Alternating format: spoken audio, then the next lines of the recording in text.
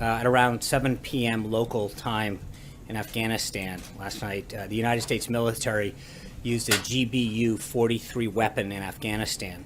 The GBU-43 is a large, powerful, and accurately delivered weapon. We targeted a system of tunnels and caves that ISIS fighters used to move around freely, making it easier for them to target U.S. military advisors and Afghan forces in the area. The United States takes the fight against ISIS very seriously, and in order to defeat the group, we must deny them operational space, which we did. The United States took all precautions necessary to prevent civilian casualties and collateral damage as a result of the operation. Any further details, I would refer you to the Department of Defense on that. Moving on, as you may know from the schedule, the President has a 2 o'clock event, so I'm going to try to keep this rather tight so the pool has an opportunity to get in and set up appropriately. Earlier today, the President signed H.J. Res. 43, bringing the total number of Congressional Review Act legislation pieces that he's signed now to 13. This resolution that he signed today overturns a regulation that was put in place by the previous administration on their way out the door that would have taken away the right of states to set their own policies and priorities for Title X family planning programs.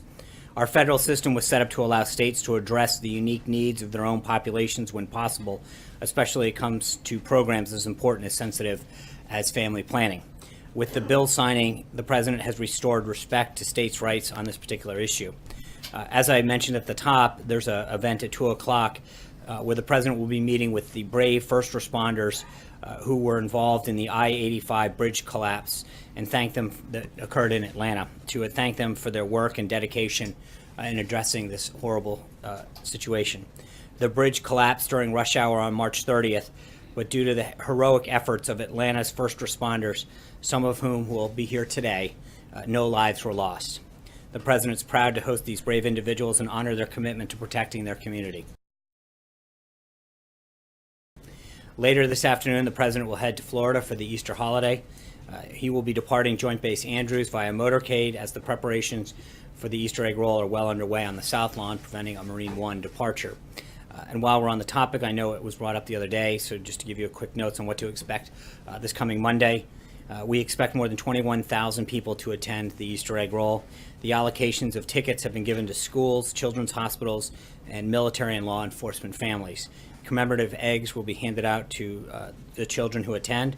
Nearly 18,000 eggs were ordered, which is in line with past years.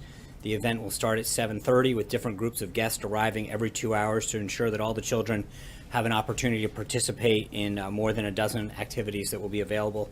Further logistics and guidance will be provided over the weekend. Also today, the Treasury Department's Office of Foreign Asset Control, OFAC, designated one entity and one individual connected to human rights abuses against Iranian political prisoners in Iran's prisons. The individual who is designated for his role in abuses in Iran's prison is the brother of Qasem Soleimani, the commander of Iran's IRGC Quds Force, who was himself previously designated under terrorism, counterproliferation, and human rights authorities. The sanctions against human rights abusers in Iran's prisons come at a time when Iran continues to unjustly detain in its prison various foreigners, including U.S. citizens Si Amuk Namazi and Bakar Numazi.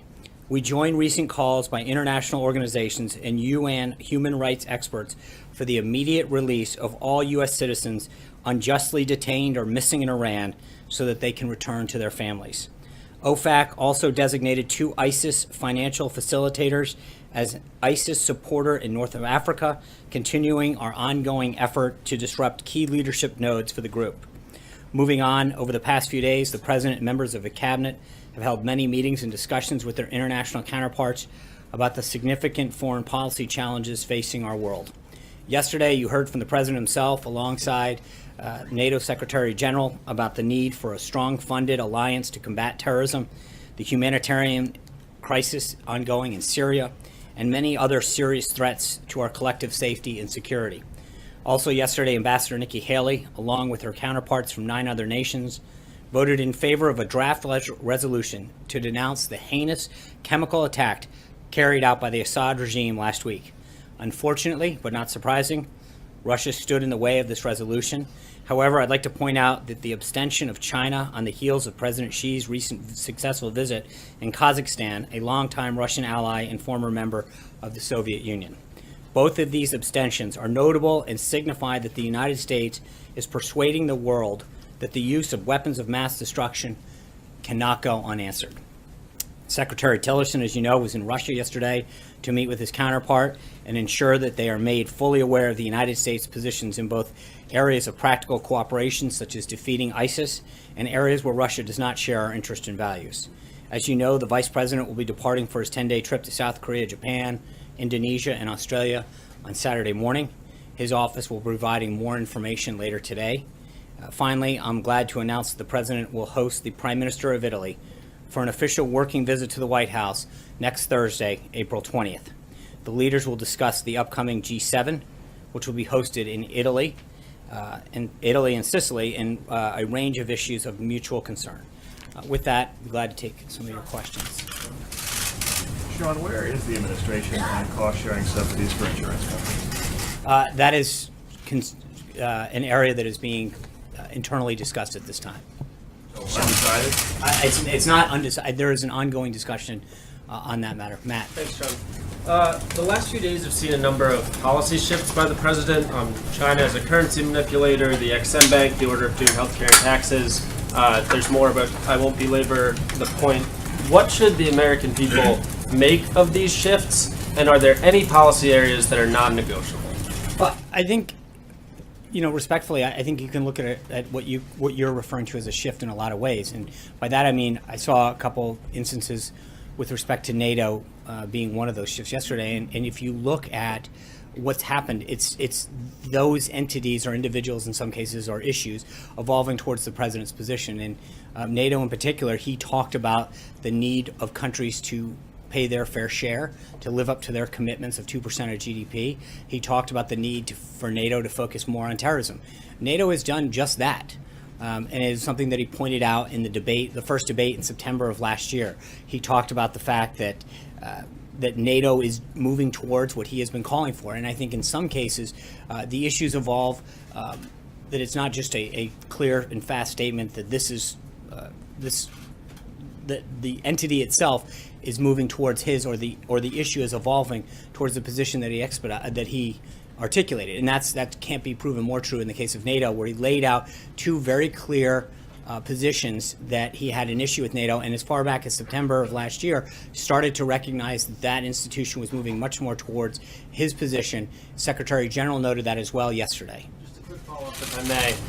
The XM Bank is another one. That's an institution that hasn't changed at all. So I'm wondering on some of these other policy shifts where you haven't seen the type of change you're talking about with NATO, what should we make of those kinds of shifts? And again, are there any policy areas that are non-negotiable that are off limits? Well, there's always going to be. I think that there's going to be areas where I think, again, it depends on the outcome. In the case of NATO in particular, as I pointed out, it's the most illustrative. I think you look at the president's position, where he wanted to see NATO in particular evolve to, and it's moving exactly in the direction that he said it was in terms of its goals of increasing the amount of participation from other member countries, and two, is having a greater focus on terrorism, something that was reinforced by the Secretary General himself when he was here.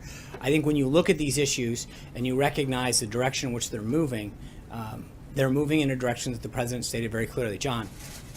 Thank you, Sean. On the GBU-43 bomb, the first time it's ever been used. Why did you choose this particular location? And would you say that this bomb won't be used again in another flashpoint around the world, like Syria, like North Korea, for instance? Yeah, as I noted at the beginning, John, I would refer you to the Department of Defense on the specifics. On a separate matter, you mentioned what you see as a win at the UN Security Council. Right. I'm curious as to why you believe this is a win. After all, this particular resolution did not pass. Right. You look at what's happened at the UN Security Council in the past, for instance, the Security Council resolution, which gave the green light for the Persian Gulf War, you actually had all 5 permanent members of the UN Security Council voting yes. So why are you saying this is a win when not all 5 permanent members of the Security Council actually voted yes? You had one, Russia, blocking it. Well, I think it's very significant China's abstention in particular. I think Kazakhstan's another one in terms of that one, in terms of its proximate location and history with Russia. You see a breakaway of Russia aligning itself with a position that is not only shared with the U.S. but the rest of the world. So that would be a natural position that they might have taken in the past. But secondly, I think China's abstention is a significant win for the president. He went down and had discussions with President Xi, and I think you all saw that, heard his remarks about how he walked through that, and I think it really shows the success of the trip, first and foremost, but secondly, it continues to show how Russia's isolated on this particular matter. That's important.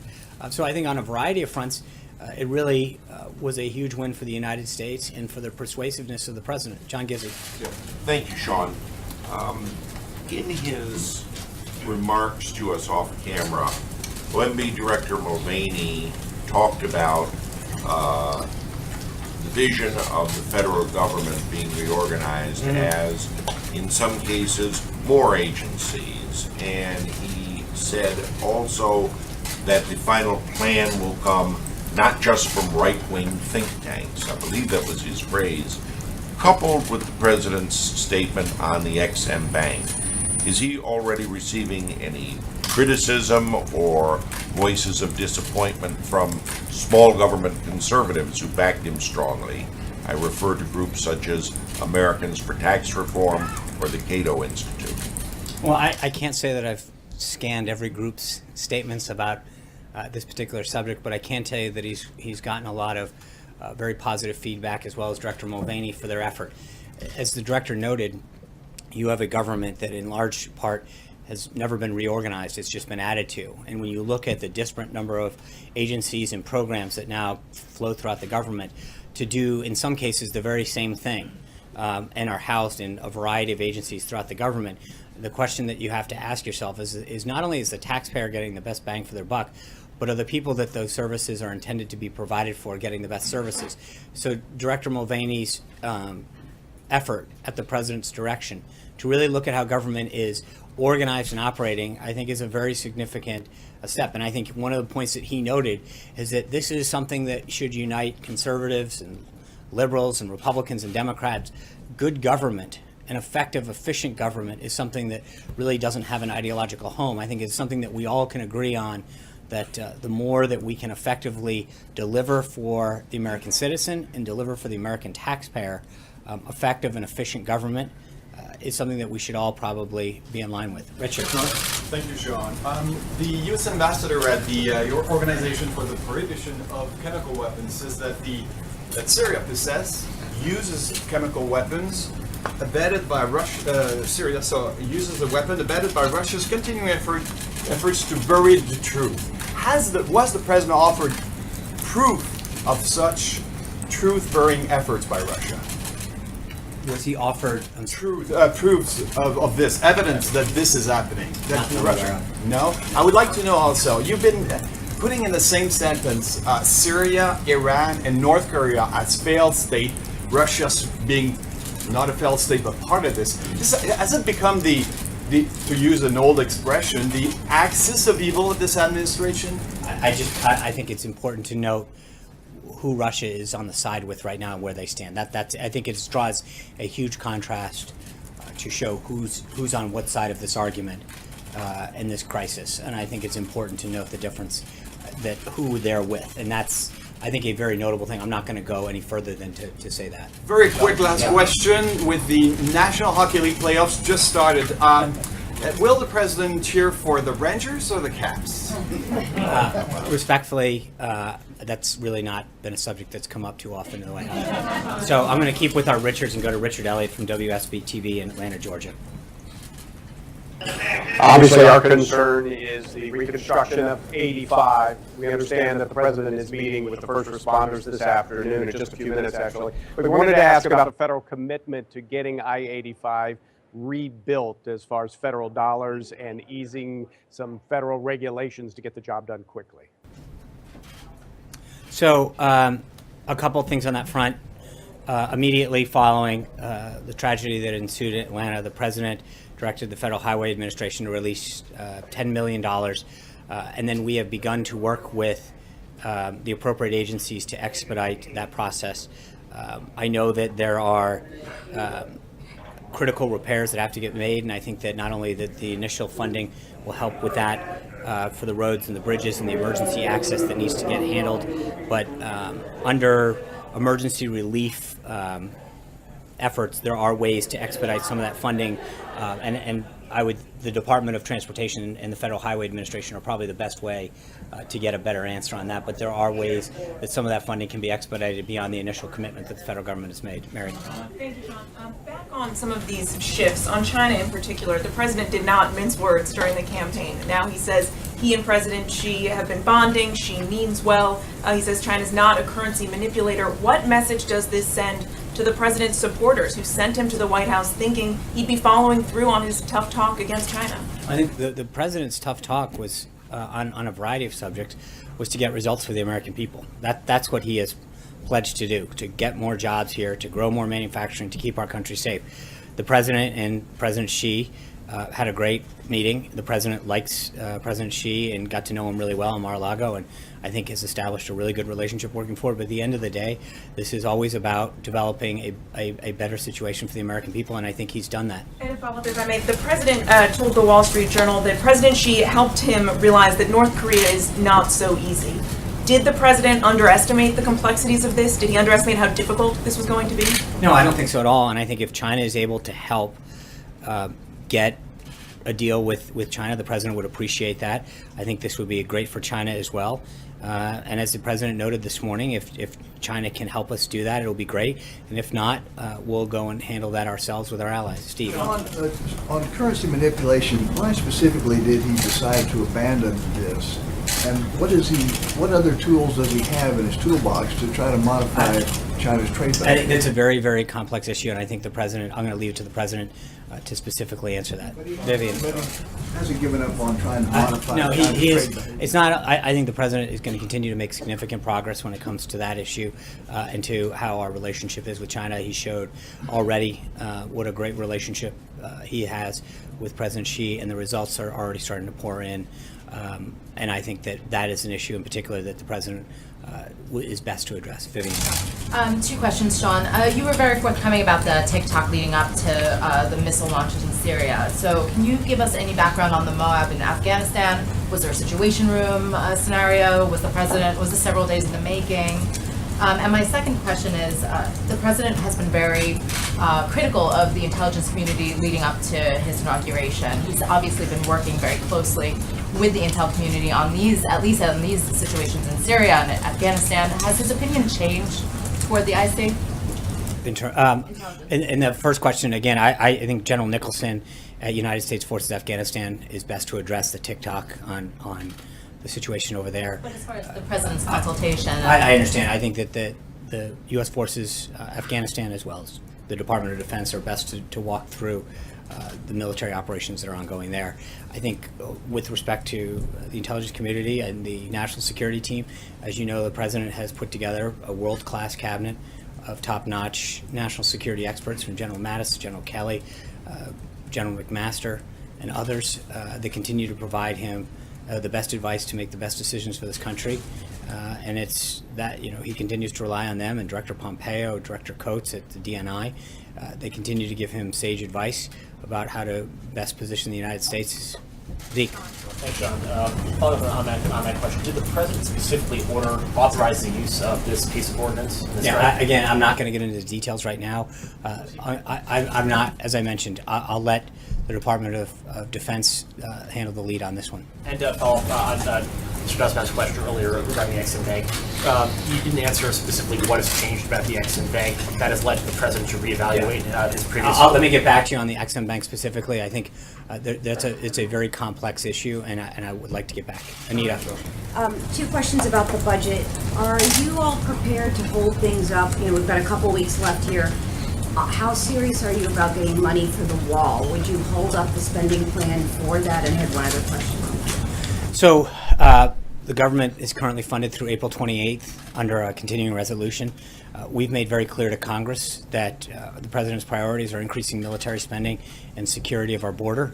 We're going to continue to have conversations with Congress, and we feel confident that they'll do their job, but those conversations are ongoing.